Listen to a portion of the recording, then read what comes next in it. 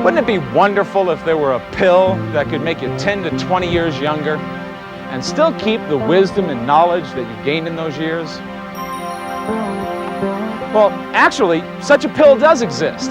Unfortunately, you can't purchase it over the counter.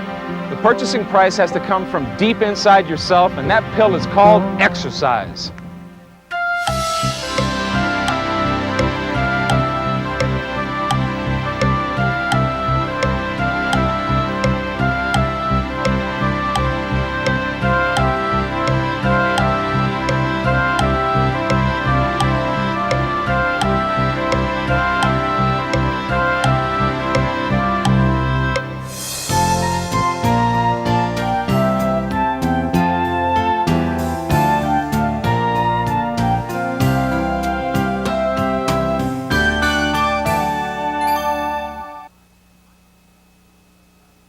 Hi, my name is Joseph Brady, and I'm a gerontologist and behavioral scientist who specializes in improving human performance and aging. And we're here today among these beautiful and ancient Rocky Mountains to talk to you about what you can do for yourself to live younger longer. Scientists in recent years have found that as much as 50% of the physical decline normally associated with aging would entirely be prevented if people did appropriate exercise. If you add to that psychological interventions and social interventions, much of the debilitation and frailty associated with aging would entirely be prevented or at least postponed. Today we're going to be doing a series of exercises including a warm-up period. We're going to be doing cardiovascular exercises for your heart, strength, flexibility, as well as some mind-body coordination exercises to improve the strength of our mind and things like memory and balance and coordination. In order to take advantage of what scientists have found in recent years, though, you have to do it. You have to do the exercises. So do them. Do them with a friend preferably, but do them. Make sure that you're getting the benefits. Most exercise videos will talk to you about how you need to talk to your physician before you begin an exercise program. Well, we're not just going to talk to you about it. We're going to show you one of our seniors as they're being interviewed by Dr. Phil Smaldone of St. Joseph's Hospital in Denver, Colorado. Hello, my name is Phil Smaldone. I'm a medical doctor from Denver, Colorado, and I've been asked to speak with you briefly today prior to your continuing through with this exercise videotape. I would like to start by asking all of you to contact your physician prior to the start of any exercise program. Today I have with me my friend Jean Delahoy. She's a senior exerciser who will assist me with the remainder of this conversation. The first thing you should ask your physician, Jean, is if you have any existing medical conditions which would preclude you from participating in an exercise program or which would be monitored closely during the course of any exercise. What signs should I really be looking for, doctor? You would like to ask your physician if you have any conditions pertaining to your heart, your lungs, your large blood vessels, or your bones, muscles, or joints. Additionally, you would like to be aware during the course of exercise of any warning signs which would be a signal to your body that exercise is overstressing it, in particular your heart. How can I really tell these things? The warning signs that you would most be alerted to would be those which would focus on your chest and your upper back and your breathing pattern. Any chest pain, pressure, dullness, or tightness, any lightheadedness or dizziness, any palpitations of the heart or irregular heartbeats or racing heartbeats, and any undue shortness of breath during the course of exercise should prompt you to stop exercise immediately and contact your physician. Good. Additionally, any pain or discomfort associated with your bones, your muscles, or your joints should also signal the termination of exercise and prompt you to reevaluate your exercise technique. Sounds good to me. Next, I would like to discuss with you how you take your exercise pulse rate during an exercise session. I'd like to have you start by placing the palm of your left hand upward. Next, take the index finger and the middle finger of your right hand and place it in the groove of the wrist just below the thumb. With firm pressure, press down and you should feel your pulse rate. If you don't be disturbed. It's a difficult maneuver to master. Finally, I would like to discuss with you the exercise video display that will be on your television screen each time you're prompted to take your pulse rate. On the left-hand side of the screen will be 3 exercise heart rate intensities, ranging from beginning to intermediate to advanced. And on the right-hand side of the screen will be 5 levels of perceived exertion, ranging from easy to light to moderate to somewhat difficult to very heavy. When you start any exercise program, you should start with your heart rate being in the beginning heart rate intensity range, corresponding to a level of perceived exertion of easy to light. Now, Gene, with that information in hand, you're ready to begin your exercise program. For the rest of us, let's start living younger longer.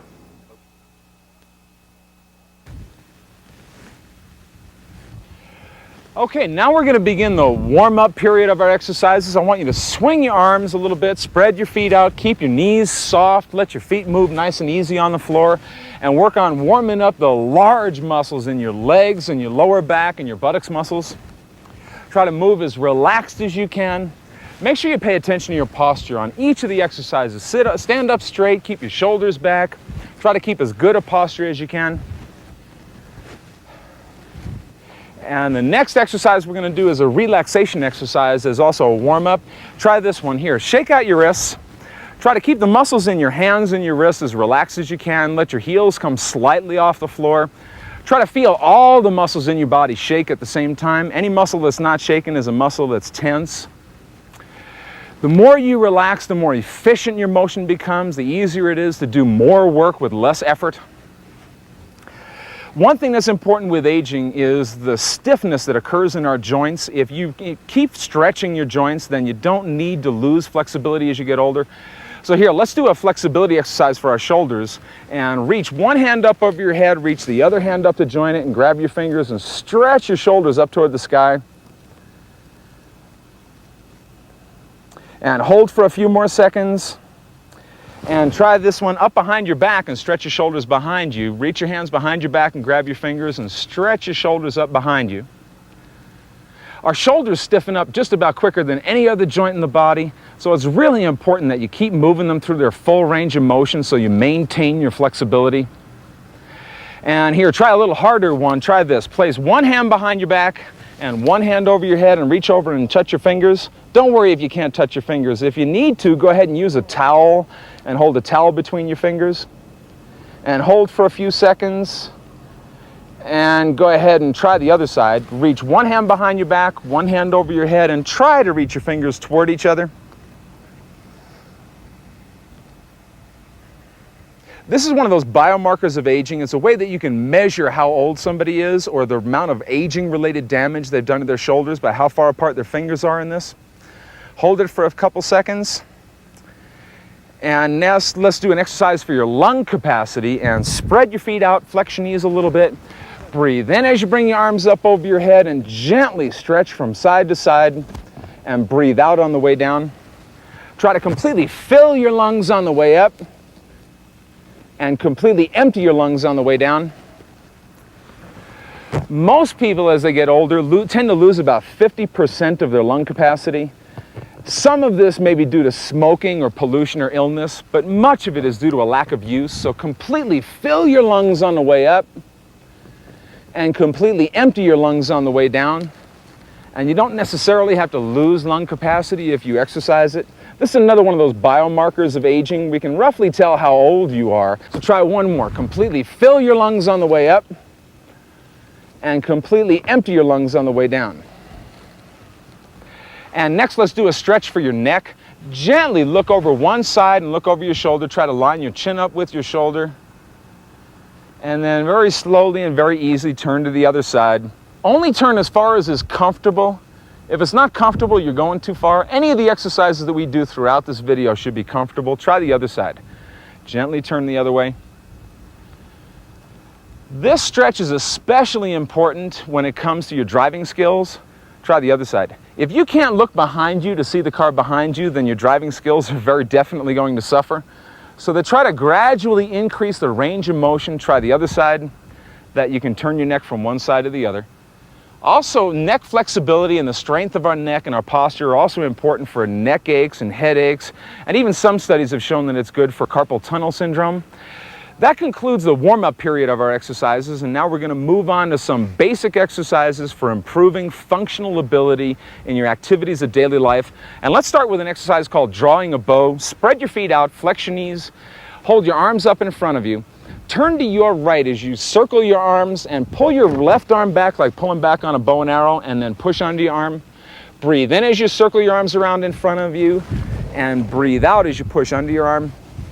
Try to move your spine through its full range of motion so you maintain that range of motion, and try to coordinate your breathing. Breathe in as you turn and breathe out as you push under, so you keep your mind focused on what you're doing and really pay attention to what you're doing. Other side, breathe in as you turn and breathe out as you push under. Breathe in as you turn and breathe out as you check your posture. Make sure you're straight up and down. On any of these, make sure your feet turn easily on the floor. And let's do another exercise for your range of motion and practice reaching up toward the sky. Push one hand up toward the sky and one hand down toward the floor. And then try the other side. It really helps if you imagine pushing something up and down so you really get your mind involved in what you're doing. This stretch is especially important in daily life when you have to reach that top shelf, like reaching the top shelf in the supermarket. And speaking of the supermarket, most exercise videos don't give homework, but ours does. Your homework for today is, before the day is out, get down to the supermarket and buy some fruit and some vegetables and eat them.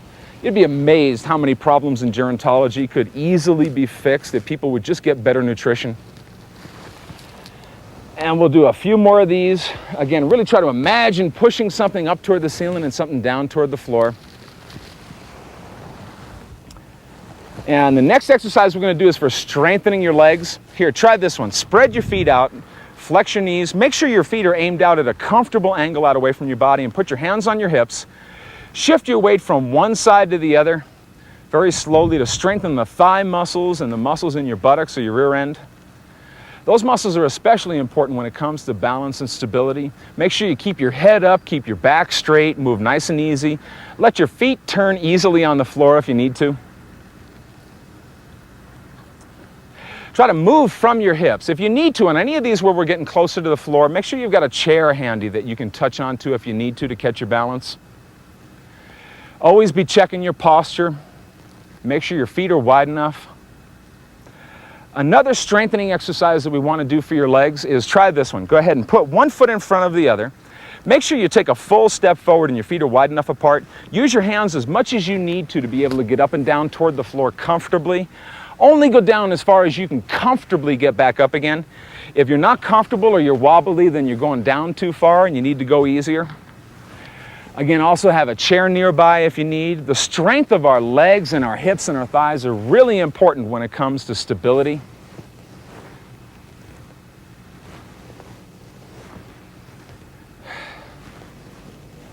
And let me see you do two more. Last one. And let me see you switch feet and place the other foot, again, a full step in front. Make sure your feet are far enough apart. Go down toward the floor as if you're picking something up off the floor. Keep your head up. It helps if you look at the floor out in front of you and don't look at your feet. This skill is especially useful when it comes to getting down on the floor and playing with your grandchildren. Your stability, the strength of your legs and your buttocks and your hips, it determines your stability. And stability is a fundamental aspect of feeling youthful. Two more. And speaking of how you feel, how do you feel? Are you winded at this point? Do you feel tired? Let's check the intensity of your exercise and go ahead and check your pulse rate. Find where your pulse is below your thumb and begin to count with 0 when I say go. Start counting on your mark. Get set. Go.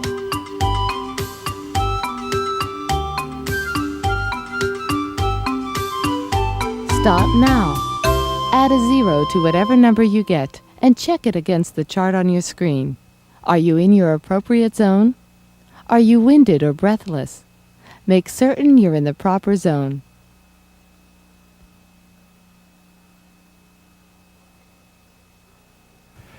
Okay, let's begin the real cardiovascular or aerobic part of our workout, and try this one. Put one foot a full step in front of the other, hold your arms up in front of you, and let me see you swing your arms real gently. See if you can drop your hips just a little bit ahead of your hands so you're using all the large muscles in your legs and your waist and your back. Try to get as many muscles coordinated into the motion as possible. Relax. The more relaxed you are, the more efficient your motion is, the more work you can do with less effort. When it comes to exercise for aging and longevity and a healthy longevity, more is not necessarily always better. Let's try the other side and go ahead and switch feet. And again, drop your hips just a little bit ahead of your hands so that you're using all the large muscles in your lower body. Try to develop a powerful motion.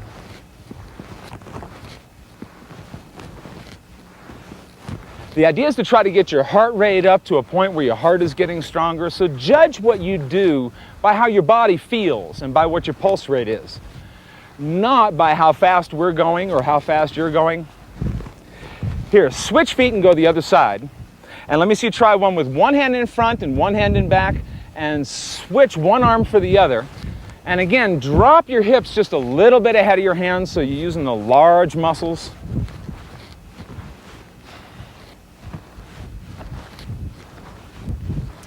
And let me see you switch to the other side now and switch feet, and again switch one arm for the other.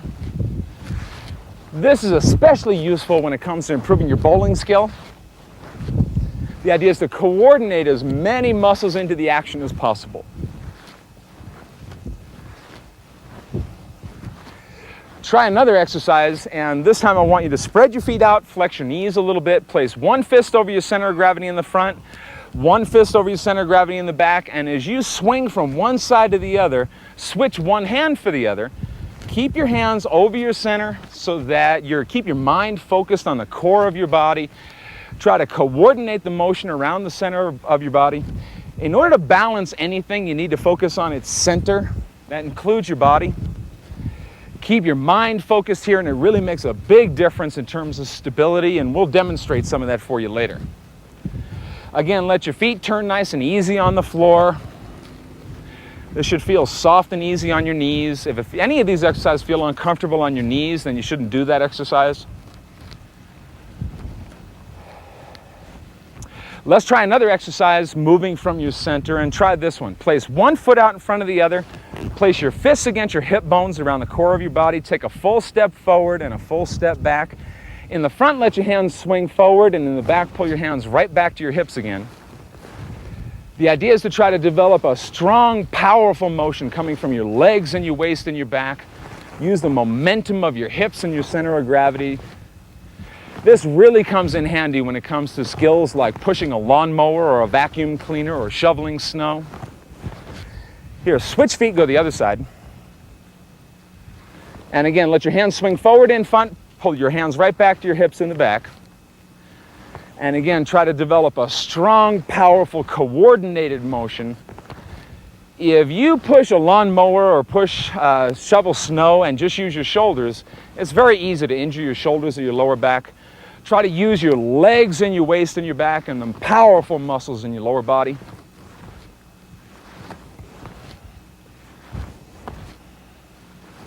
Here, switch feet, try the other side again. And again, bring your hands forward in the front, pull your hands right back to your center of gravity in the back. Relax as much as you can. Relaxed motion is much more coordinated, so stay calm, cool, and collected. Speaking of cool and collected, while you exercise, it's especially important to make sure that you're wearing appropriate clothing that will allow your body heat to escape. One of the changes that happens as we get older is that it's harder to get rid of excess body temperature so that it's easy to get overheated. Here, switch feet, go one more time on the other side. You want to make sure you wear clothing that breathes, that allows your body heat to escape. One thing is you stay cooler, you have more energy, you can do more work, and also you burn more calories than you do with clothing that keeps your body heat in toward your body. Here, try another exercise. Spread your feet out, flex your knees a little bit, place one fist over your center of gravity in the back, and as you turn, let one arm swing out in front and switch as you swing from side to side.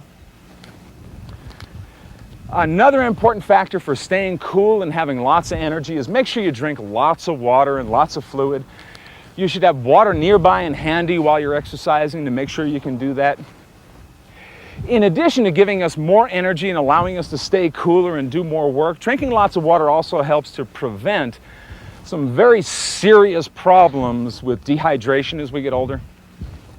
Now, we're going to continue to work on your cardiovascular strength and the strength of your heart while we at the same time work on some coordination exercises to improve the mind-body coordination. And let me see you try this. Place one foot out in front of the other and lace your thumbs together. And let me see you draw a circle in the air this way.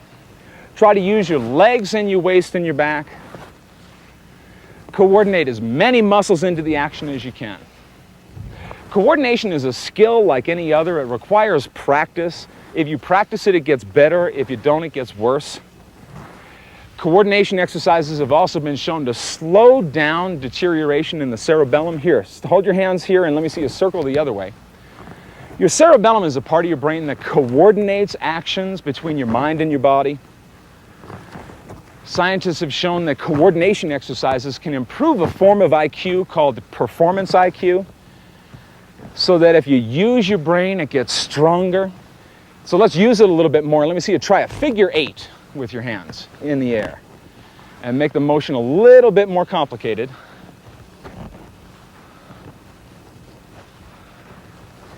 And let me see you switch feet now and try the other side. Start here with your thumbs together and let me see you draw a large circle in the air this way. One of the biggest myths about aging is this idea that our memory gets worse as we get older. Memory changes as we get older, but it doesn't necessarily get worse. If you practice exercising your memory, you can strengthen your memory just like anything else. Stop and let me see a circle in the other direction. How do you exercise your memory? Well, here's a real good one, and this is part of your homework for today. Read a book, take a class, do something intellectually stimulating so you use your brain, and also get back in the habit of taking notes. One of the reasons that memory declines as we get older is we simply stop taking notes as well as we did when we were in college or on the job. Stop, and let me see a figure 8 this way. And again, try to use your legs and your waist and your back, get your whole body into it. And let's try to make it a little bit more complicated, and don't worry if you can't keep up, you're not supposed to. Try this, try a circle, and then a figure 8, and then a circle, and then a figure 8. And try the other side. Switch feet, and try a circle, and then a figure 8, and then a circle, and then a figure 8. Your brain only gets stronger when you challenge it. Let's challenge it a lot this time. Spread your feet out evenly, flex your knees a little bit, lace your thumbs together, and let me see you draw a large circle in the air this way.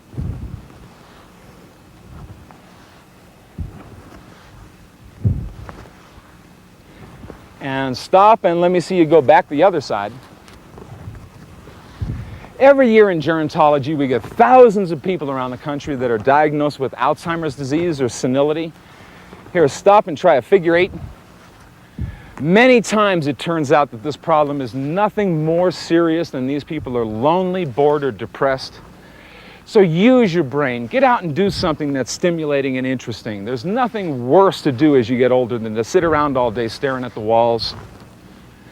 Let's try to make this really hard now. And again, don't worry if you can't keep up. Just try circling one arm one way and the other arm the other way, like you're kind of doing the backstroke.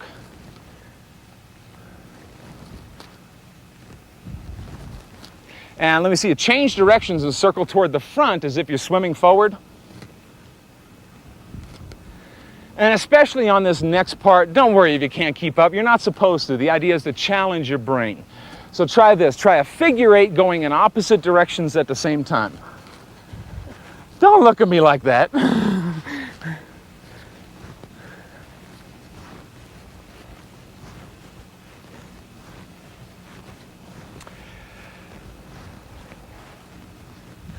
And try a circle, and then a figure 8, and then a circle, and then a figure 8. And again, don't worry if you can't keep up. One last skill for coordination that's important in our daily lives is the ability to change directions. Try this. Lace your thumbs together and try a figure 8 in the air as you walk slowly and deliberately in a circle to your right. And then stop and keep making a figure 8 and see if you can circle deliberately to your left. And how do you feel right now? Are you in the zone that you want to be? Check it. Are you winded? Are you breathless? Let's check your pulse rate and see if you're in the appropriate zone. Go ahead and find your pulse and begin to count when I say go. Start counting on your mark. Get set, go.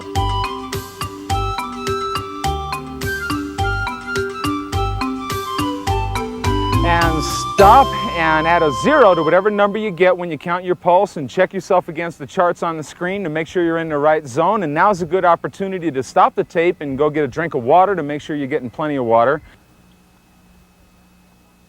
And as we come back, I want you to go ahead and start swinging your arms real gently from side to side and shake out your wrists nice and easy. One key thing with arthritis is to make sure you learn how to move in a relaxed, easy fashion. The more relaxed you are, the easier and more effortless the motion is, the easier it is on your joints. Let's go ahead and try an exercise specifically for arthritis, and go ahead and spread your feet out, flex your knees a little bit, breathe in as you curl your hands up in a fist, and breathe out as you push down. The idea with any arthritis exercise is to move the joint through its full range of motion. So the idea here is to take your wrist and circle it around in your full range of motion. Breathe in on the way up, breathe out on the way down.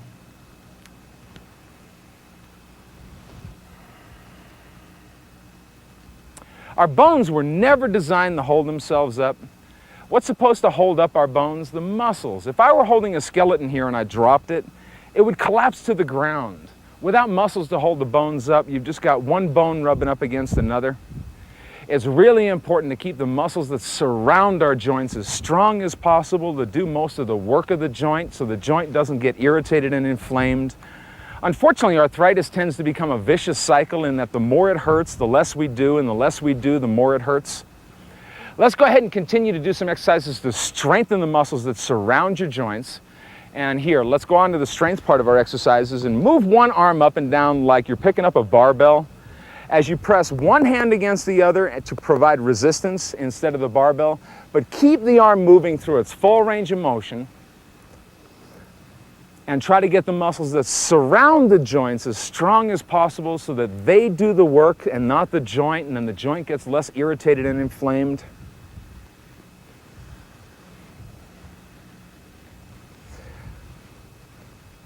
And let's do 3 more.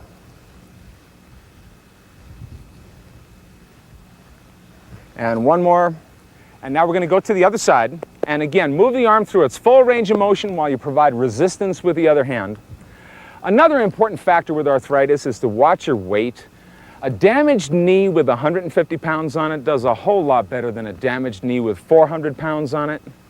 In fact, being overweight can actually speed up the deterioration of a joint. And let's do 3 more.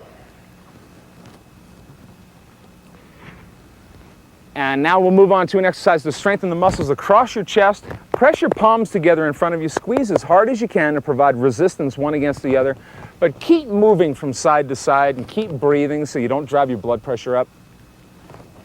Keep your posture straight. Keep straight up and down. It's amazing how many problems in aging can be related to 40 or 50 years worth of bad posture and the damage that does to the body. And let's do 3 more. 1. And go ahead and do something to strengthen the posture muscles between our shoulder blades. Grab your forearms this way and pull out this way as strong as you can. Try to feel the muscles between your shoulder blades. Keep your head up. Feel the muscles that hold your shoulders up and back and your head up.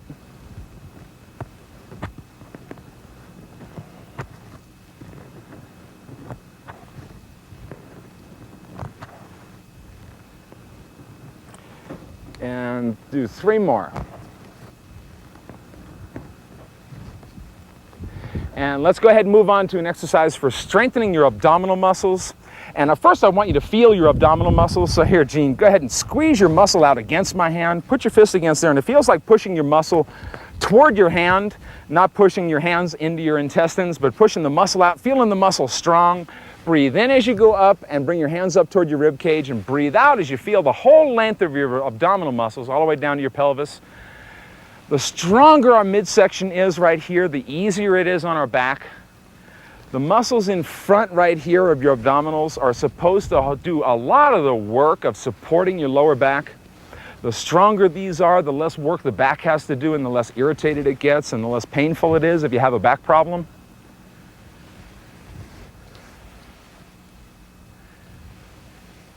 Try to feel that muscle. Make sure you feel the muscle strong against your hands. One reason people don't get their abdominal muscles stronger is that they usually don't tense up the right muscle. This is really important for the stability of your back. And let's talk a little bit about the stability of your whole body and do an exercise for balance. Try this. Spread your hands out, flex your knees a little bit, and let's do an exercise called walking on ice. Pick one foot up just a half an inch off the floor and do this very carefully as if you were walking on ice. Make sure there's a chair handy you can touch onto if you need to. Move your foot toward the front, to the back, to the front, sideways, frontwards, backwards, frontwards, sidewards, backward. Don't worry about keeping up with us. You might find this easier if you go a little faster. And let me see you switch to the other side. Switch feet. Again, it really helps to keep the knee you're standing on a little bit flexed. Pick your foot up about a half an inch off the floor, no higher. If I see you wobble, I know you got your foot too high. Move it to the front, to the back, to the front, sideways. Don't worry if this is difficult. It's supposed to be. It'll take some practice to get good at it. Frontwards, backwards, frontwards, sidewards. Falls happen to be a major reason people end up in the hospital after the age of 65. So practice balance and try to improve your skill at it so that you can help to avoid that. And let's move on and do an exercise for a major reason that people land in a nursing home called urinary incontinence.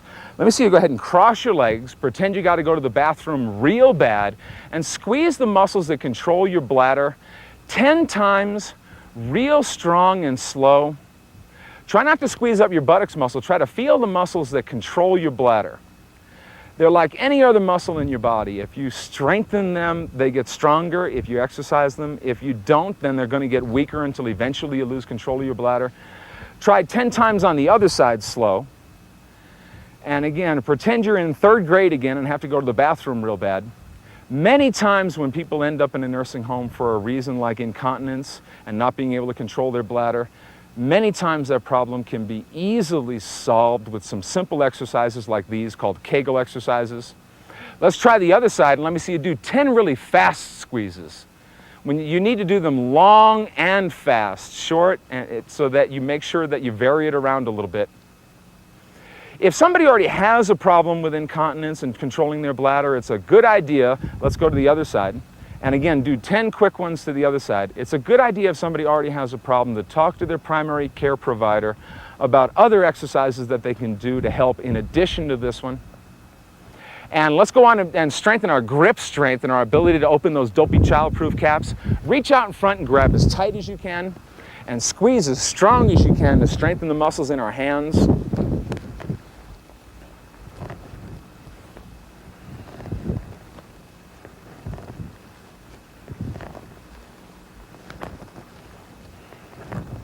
And do a few more, and then we'll work on trying to strengthen the muscles along the sides of the fingers. Here, try this. Spread your fingers out as wide as you can, and then squeeze down close together this way, and then out, and then in, and try to strengthen the muscles along the sides of the fingers that help with skills like turning a doorknob or opening jar tops.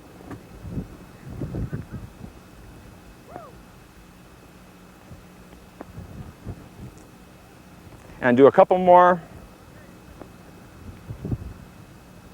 And shake out your wrists a little bit, and we're going to go on now and do some exercises that are weight-bearing for the upper part of our body and do some push-ups. What I want you to do is find a wall or a countertop or a tabletop that's strong and sturdy that you can put your hands against. Go ahead and move your feet back away from the countertop, and as far as you can comfortably do 15 push-ups. If it seems difficult, then your feet are too far away and you need to move your feet a little bit closer. If it seems too easy, then you may want to go ahead and move your feet a little further from the countertop and make it a little more difficult. As you get stronger, you can begin to do it a little closer down toward the ground and closer to the ground until eventually you can do them from your knees and do modified push-ups. And eventually, if you like, you can actually go to doing regular push-ups. Many of the exercises we've done up to now are what are called weight-bearing exercises, which means that when you stress a bone, you bend it a little bit, and when you bend it, it gives a little electric charge that draws the calcium into it to get it stronger. Without that stress, without that weight bearing, you're not going to absorb the calcium that you eat in your diet, and your bones won't necessarily get stronger. You need to do something every day that's weight bearing. And now we're done with the strengthening portion of our exercises, and we're going to go on to do some flexibility exercises. And one of the most important parts of the body to stretch and make sure it's flexible is our hamstring muscles, or the muscles on the back of our legs. Try this. Turn to one side. And what I want you to do is to stick your rear end out a little bit so that you tilt your pelvis forward and get a stretch a little bit sooner. That way you don't have to go down as far. Have a chair nearby and handy in case you need to reach out and touch something. Push your knee up in toward your hand so you're not pushing down on your knee. If your knee hurts on this, you don't want to do this. Push your knee up toward your hand so that it's strong, and gently go down as if you're trying to kiss your toe. You don't have to kiss your toe, but go in that direction. And you want to hold that for a few seconds. Try to feel the stretch in the back of your legs where your hamstring muscles are. And stand up again and go to the other side. Stretching your hamstrings is really important for your lower back. Again, stick your rear end out a little bit and tilt your pelvis forward so you stretch sooner and don't have to go down so far. And push your knee up toward your hands so that you don't put pressure on your knee. And go ahead and stretch your hamstrings. And again, these stretches are especially important for people that might have a problem with a lower back problem. And good. And let's try and exercise a stretch for the front of your thigh. And what I want you to do is to go ahead and find a partner, and I'm going to hold on to you, Liz. And what I want you to do is hold on to a wall or a countertop or something, and reach behind you and gently pick your foot up and grab your heel with your hand. If you have trouble grabbing your foot with your hand, go ahead and put your foot up on a box or a chair or something to make it easier. You don't have to grab your foot. The idea is to go ahead and keep a straight line from your head to your hips down to your knees so that you keep it straight, and hold it for a few seconds. And here, Liz, you hold on to me and do the other side there, and go ahead and make sure again you keep a straight line from your head to your hips to your knees. If you do it right, you should feel a stretch along the front of your leg or your thigh muscle, and you want to hold it for a few seconds. Having fun? Yes. Good. Very good. That gets the front of your thighs. Let's go ahead and do a stretch for our necks, and go ahead and gently lower your chin down toward your chest to stretch the back of your neck. And hold for a few seconds, and then go ahead and pick your head up and gently lower your ear down toward your shoulder. Keep relaxed, and I want you to use your hand to go ahead and pick your head up gently and go down slowly to the other side. The idea is to relax the muscle over here. So you need to use your hands so that muscle can stay relaxed after you pick your head up. You don't want to have that muscle tense up to pick your head up and tighten up the muscle you just spent all that effort relaxing. Try another time on this side. And use your hand to pick your head up and gently go down the other side.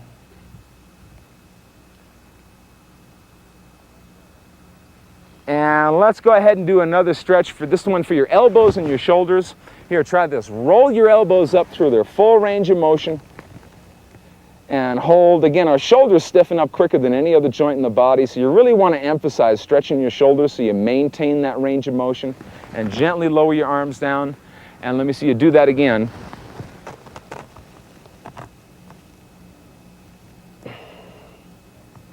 And let's see you do a stretch for the muscles that hold your posture up. And go ahead and stretch, squeeze your shoulder blades together, pull your shoulders back this way as strong as you can, and stretch and strengthen those muscles that hold our posture up and hold our shoulders back and our head up. And then reach around and grab in front of you and give yourself a great big hug. And while you do this one, you can do another strengthening exercise at the same time. And let's see you strengthen your smile. Everybody smile, a great big Cheshire cat grin. And try a little experiment. Close your eyes and keep smiling, and see if you can smile like that with your eyes closed and think a bad thought. Go ahead, I dare you. You can't do it. You can't smile and think a bad thought at the same time. So keep smiling, keep your head up and your shoulders back. That concludes the flexibility portion of what we're doing, and what I'd like to do now is to do some exercises specifically for exercising your mind as well as the ones we've done for our bodies. And we're going to start off with a relaxation exercise from a Chinese art called Tai Chi. Shake out your wrists a little bit, spread your feet out, have your knees soft and comfortable. Breathe in as you bring your arms up in front of you, and relax as much as you can and breathe out on the way down. Keep your mind focused on your breathing. You have your mind take full control of your body and your breathing. One thing that we know about long-lived people is that they take an attitude of taking control over their lives and finding solutions to the challenges of aging. They don't look at problems as problems, they look at them as challenges that need to be overcome. Very much the quality of our lives depends upon the quality of the way we live our lives on a day-to-day basis. So do these exercises as a daily ritual. Presence of mind quickly leads to a feeling of calm and control and peace of mind, a quality much sought after in late life. And if you give people a control over their own lives and some peace of mind, they very quickly exhibit a phenomenon known as wisdom. As we get older, we're supposed to be wiser. Let's try another one. Breathe in as you bring your arms up over your head, and relax completely as you bring your arms down. Try to completely fill your lungs on the way up, completely empty your lungs on the way down. So let your mind take full control of your breathing, take full control of your body and of your life. Take responsibility for the care and feeding of your body.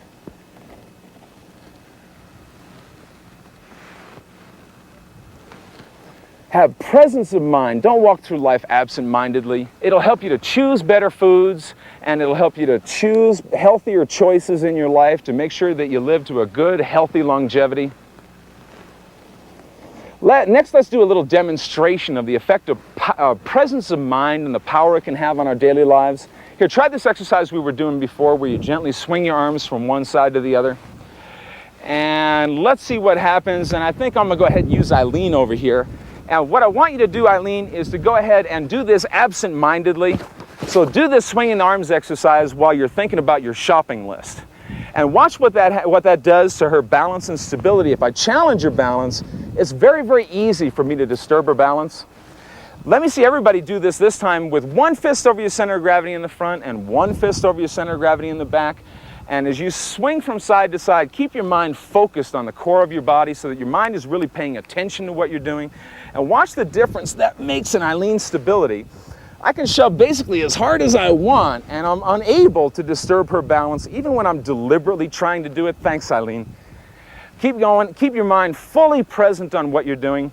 Another demonstration that I'd like to use Helena for, to demonstrate this effect of the presence of mind and what it does to our performance. So what I'd like you to do, Helena, is to go ahead and show me how strong your arm is. We'll use this arm. And hold your arm in a fist and let me see how strong your arm is while you're absent-minded. So go ahead and think about your shopping list. If you do things without your mind present, your body can in no way coordinate itself as strongly as it can as if you've got presence of mind. Let me see you do it a little differently, and open up your fingers and stretch your mind all the way out to your fingertips. In fact, all the way out to the horizon. And when Helena's mind is fully present on what she's doing, I can't bend her arm, even if I'm trying much, much harder. Thank you. Don't try that at home. I've worked with Helena before, and I know how strong she is, and I know how strong her bones are, so that I know that it's safe for her to do that. I want you to get the idea of stretching your mind all the way out to your fingertips, but you don't have to do that particular demonstration. Let's try one last exercise. Put one foot in front of the other, and I want you to reach forward by flexing your knees and do an exercise called push hands. Circle your arms around as you kind of pull back, and breathe out as you push forward, and breathe in as you pull your hands back. In the front, try to keep two good, strong, unbendable arms like Helena had. And as you do this, try to stay as stable and strong into the ground as Eileen was, and try to incorporate that presence of mind into every activity that you do.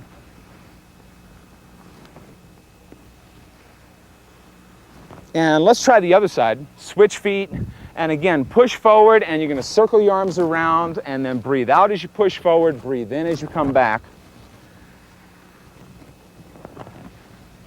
Another very important issue as we get older is this idea of the meaning of our lives.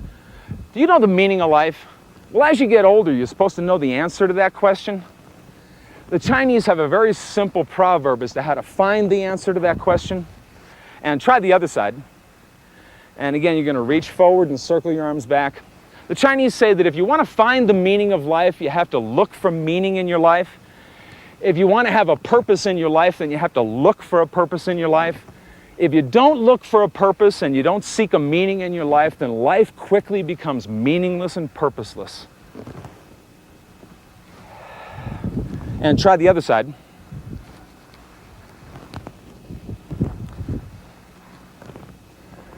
So look for meaning in your life. And one of the ways that we can find meaning in our lives is through the people that we know and that we love. Social ties can be just as important a factor for health and longevity as everything else that we've talked about. Here, to finish up, just gently swing your arms from side to side. So stay in touch with your family, stay in touch with your friends. If you don't have any friends, I want to add one more bit of homework. Go out and make a friend today. Even if it's just going down to talk to the guy at the grocery store, go out and make friends. If nothing else, then please stay in touch with us. At the end of the videotape, you'll see an address where you can write for more information about living younger longer. Now, much research has gone into the exercises that you've just completed. I've done computer searches in the scientific literature from all over the world. I've gone to scientific conferences. Each of these exercises have been reviewed for safety and effectiveness by our scientific advisory board, by medical doctors, by physiologists and gerontologists. If you stick with these exercises, I guarantee you'll get the benefits. You'll notice in your daily life that you've got more energy, that you perform better in your activities of daily life. Over the long run, if you keep it up, you'll be able to prevent a large part of the risk for chronic ailment and disability and disease as we get older. Most importantly, it can help improve the quality of your life and help you enjoy life more and give you the energy to do the things that you want to do. So that I want to thank you for joining us today in our quest for living younger longer. Thanks for coming.